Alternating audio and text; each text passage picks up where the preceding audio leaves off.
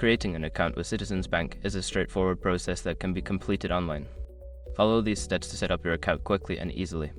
Step 1. Visit the Citizens Bank website. Go to the official Citizens Bank website using your preferred web browser. Look for the Open an Account option on the homepage to begin the process. Step 2. Choose the type of account. Select the type of account you wish to open, such as a checking account, savings account, or any other available options.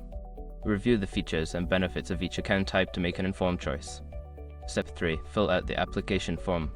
Complete the online application form with your personal information, including your name, address, date of birth, and social security number. Ensure that all information is accurate to avoid any delays. Step 4. Verify your identity. Before starting recovery, use the SROC.com link in the description to open the account recovery checklist generator and make sure your verification details are ready. Step 5. Review and submit your application. Carefully review all the information you have entered to ensure it is correct. Once you are satisfied, submit your application. You will receive a confirmation email regarding the status of your account. Once you have completed these steps, you will be on your way to enjoying the benefits of your new Citizens Bank account.